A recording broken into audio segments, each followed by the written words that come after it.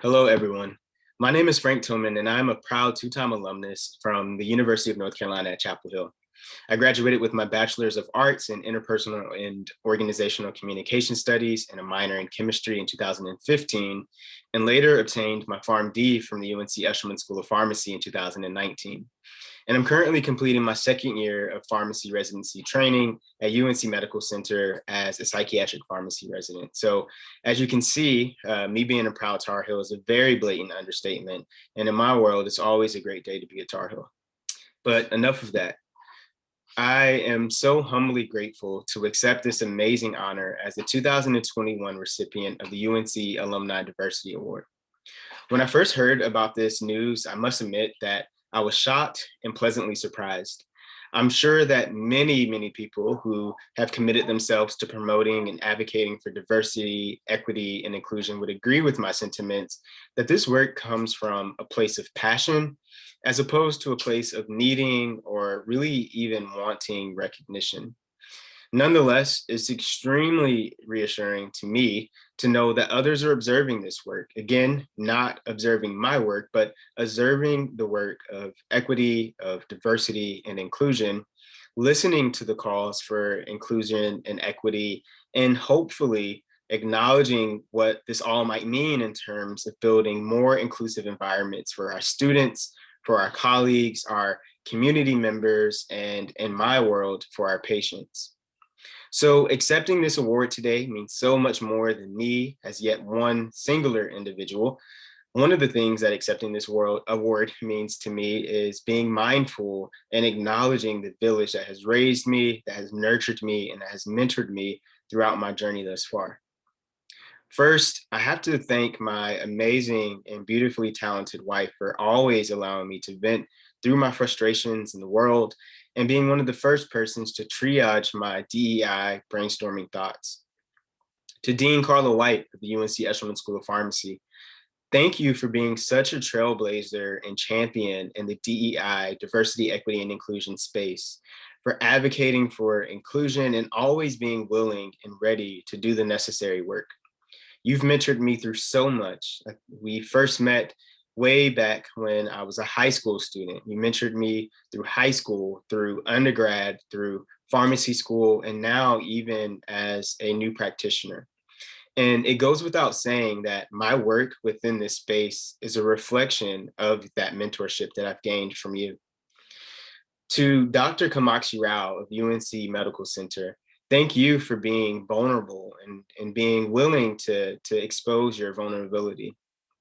Thank you for your willingness, especially as such a dynamic and strong leader, to listen to the people who you serve and who you represent, and for being willing to create spaces for healing, for collective learning, and for growth. To some of my current and previous co-residents, Doctors Judith Leventz, Adrienne Simmons, Ina Liu, Saren Fudzi, and so many more.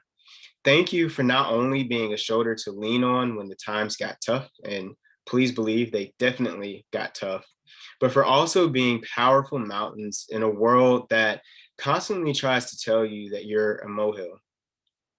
I've gained so much insight and inspiration from each of you and our current efforts to incorporate aspects of diversity, equity, and inclusion into postgraduate pharmacy residency training would not be feasible without your insights and without your perspectives and your mentorship as well.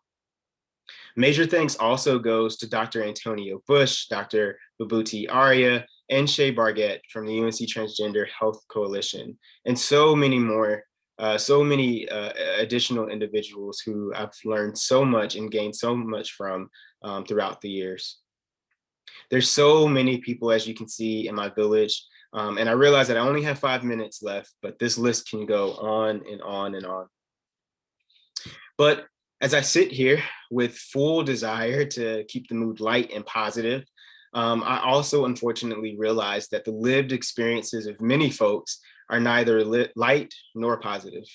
So I'd be fully remiss to go without acknowledging the reason why there's even a need to highlight the work of individuals who embrace and promote diversity, equity, and inclusion in the first place. We live in troubling times.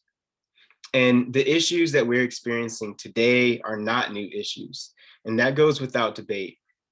In fact, there's very little that is different about the times that we are experiencing now compared to our past times and previous history, outside of the fact that maybe there's greater access to video recording capabilities and the ability to document and share the many flavors of oppression and injustice that racially minoritized and marginalized folks experience day after day, generation after generation, in the South, in the North, in the Midwest, near and far.